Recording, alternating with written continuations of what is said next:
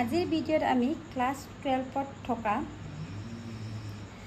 Exercise 5.2 1 number কুৱেশ্যনৰ পৰা আলোচনা কৰিম। কুৱেশ্যনটো দিয়া আছে এক সাপেক্ষে ফলনবোৰ অবকলজ উলিয়া। 1 নম্বৰ ফলনটো দিয়া আছে sin x² + 5। দিয়া আছে y = আমাৰ এটা ফলনটো কি দিয়া আছে sin x² 5। এতিয়া আমি y ক কাৰ সাপেক্ষে অবকলজ কৰিম, আমি x সাপেক্ষে কৰিম। y ক x সাপেক্ষে অবকলজ কৰি পাওঁ ডিফাৰেনশিয়েল উইথ ৰেসপেক্ট টু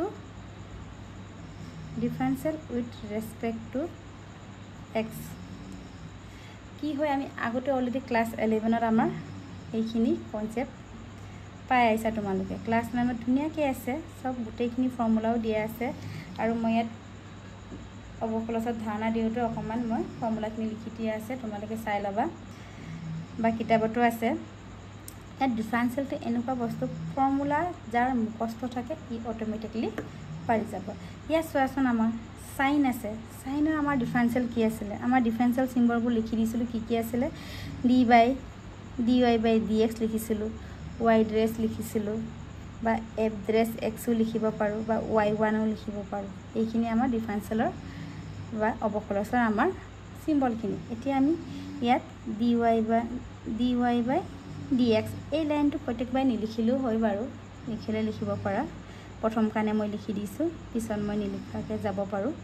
এতিয়া sin d/dx sin x² + 5। এতিয়া সাইনৰ আমাৰ ডিফাৰেনশিয়েল কি আছিলে d/dx sin x কি আছিলে আমাৰ cos x আছিলে। ইয়াত sin x ইয়াত xৰ ঠাইত আমাৰ কি আছে x² + 5।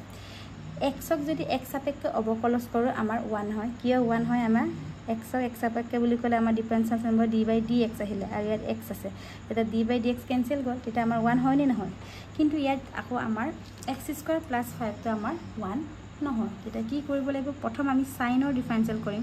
সাইনৰ ডিফাৰেনশিয়েল কিমান আমাৰ cos এই xৰ ঠাইত আমাৰ কি আছে ইয়াত x² + 5। আকৌ আমি এইটো ডিফাৰেনশিয়েল কৰিম। ইয়াত আকৌ এবাৰ লিখি দিছোঁ d/dx x² + 5। তেতিয়া কি হ'ব চোৱা cos x² + 5। এতিয়া x² ডিফাৰেনশিয়েল মানে x d/dx x⁴n আমাৰ কি আছিলে nটো আগলৈ আহে x nৰ পৰা কি এটা মাইনাছ কৰোঁ আমি 1 এটা। এইখিনি আমাৰ ফৰ্মুলাটো আছিলে। ইয়াত nৰ ঠাইত কি আছে আমাৰ 2, তেনে 2টো আগলৈ আহিলে আমাৰ x আকৌ 2 - 1 আকৌ +5 ধ্ৰুৱক ৰাখি d/dx কনষ্টেণ্ট ভেলু ধ্ৰুৱক ৰাখি মই কি কৈছিলোঁ, ধ্ৰুৱক ৰাখি সদায় আমাৰ কি হয় 0। তেনে কিমান পালা +0টো নিলিখিলেও হয়। তেতিয়া কি আমাৰ 2 আগে পিছে কৰি লিখিছোঁ x 2 - 1 1টো লিখা নহয়। তাৰপৰা কি থাকিলে আমাৰ cos x² + 5। আমি এনেকৈ ডিফাৰেনশিয়েল উলিয়াব লাগে। নেক্সট আমাৰ এটা 2 নম্বৰটো চোৱা। এতিয়া আমাৰ ফলনটো কি দিয়া আছে y = cos sin x। এতিয়া আমি y ক কাৰ সাপেক্ষে অবকলজ কৰিম x সাপেক্ষে। তেতিয়া কি হ'ব আমাৰ dy/dx। এতিয়া cosৰ আমাৰ কি আছিলে ডিফাৰেনশিয়েল d/dx cos x কি আছিলে আমাৰ -sin x। এতিয়া xৰ ঠাইত কি আছে আকৌ চোৱা sin x, তেনেহ'লে আমাৰ cosৰ কি হ'ব প্ৰথম লিখি লোৱা d/dx cos sin x। এটা cosৰ কি হয় আমাৰ -sin। ইয়াত xৰ ঠাইত ইয়াত তুলনা কৰা কি আছে আমাৰ sin x। এই আগতে আমি x থকাৰ কাৰণে আমি ডাইৰেক্ট sin x লিখিছিলোঁ। এতিয়া xৰ ঠাইত কি আছে sin x। এই sin xৰ এটা ডিফাৰেনশিয়েল কি হ'ব অবকলজ কি হয় আমাৰ আকৌ d/dx sin x লিখিছোঁ -sin x আকৌ sin xৰ ডিফাৰেনশিয়েল আমাৰ কি আছিলে অবকলজ কি হয় cos x। এইটো অকণমান আগে পিছে কৰি লিখিলা -cos x sin x এনেকৈ আমি উলিয়াব লাগে।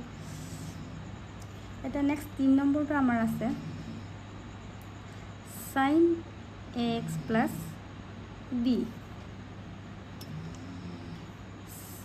এটা 3 নম্বৰটো কি sin ax plus b ফলনটো কি দিয়া আছে আমাৰ sin ax plus b এতিয়া আকৌ y ক কাৰ সাপেক্ষে অৱকলজ কৰিম আমি x সাপেক্ষে তেনেহলে dy by dx d by dx sin ax plus b কিমান হ'ব আমাৰ সাইনৰ আমাৰ ডিফাৰেন্সিয়েল কি আছিল cos এৰ x ৰ ঠাইত কি আছে আমাৰ ax plus b আকৌ লোকাল আগত x থকাৰ কাৰণে আমাৰ ডাইৰেক্ট সাইনটো আমাৰ cos আছিল cos x ৰ এতিয়া আকৌ এগেইন আমি কাৰ ডিফাৰেন্সিয়েল কৰিম ax plus b তেতিয়া কিমান হ'ব cos ax plus b আৰু x এইটো আমাৰ a b টো ধ্ৰুবক ৰাখি ধ্ৰুবক বুলি আমাৰ a টো 0 হৈ নাযায় ইনটু হৈ থাকিলে আমাৰ এইটো এটা ভেৰিয়েবলে এটা চলক ৰাখিয়ে বুজাইগে এটা x ৰ আমাৰ অবকলজ কি হ'ব আমাৰ x সাপেক্ষে অবকলজ কৰিলে আমাৰ 1 হয় a into 1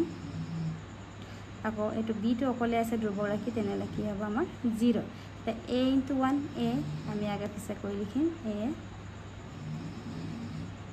a cos ax plus b এতিয়া আমাৰ অবকলজটো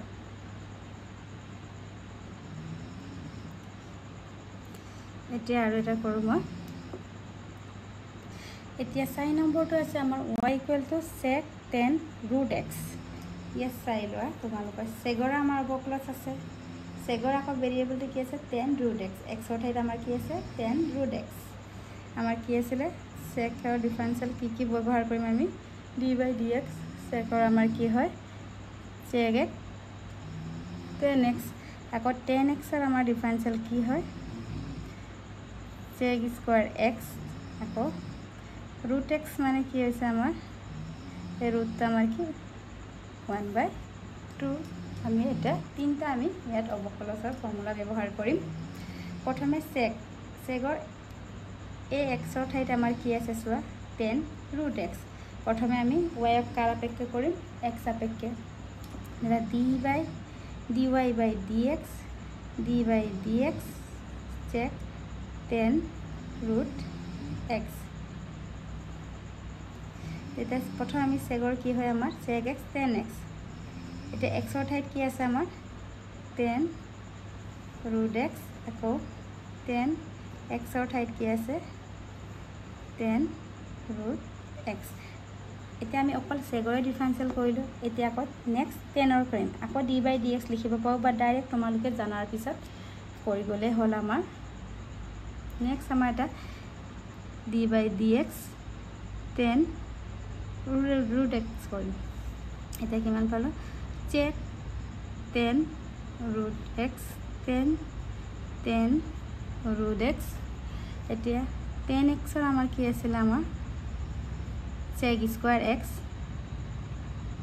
x ৰ ঠাইত কি আছে আমাৰ root x এটো দিলো তাৰপৰ আকৌ অকল যদি x থকালে আমাৰ 1 হৈ গলতেন কিন্তু ইয়াত যে root x আছে আকৌ এটো আমি ডিফাৰেন্সিয়েল কৰিম root x মানে কি হয় আমাৰ x to the power 1/2 লিখিব পাৰো এটা কি হল আমাৰ sec tan root x tan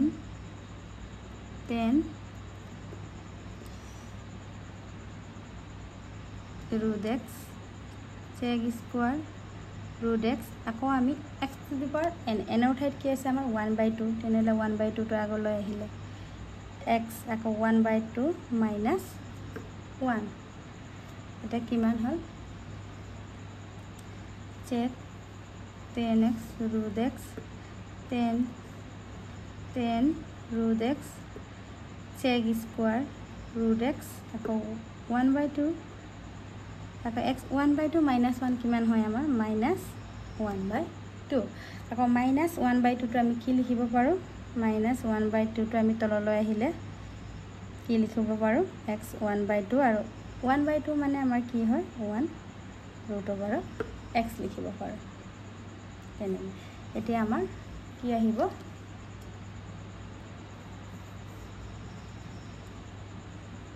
আমাৰ 1/2 টো আগলৈ আহিলে আকৌ x to the 1/2 মানে root x হল বাকি যেটা আমি লিখি দিও tan root x tan root x আকৌ চেক স্কোৱাৰ ৰুট এক্স এইটোৱে আমাৰ ফাইনেল এনচাৰ।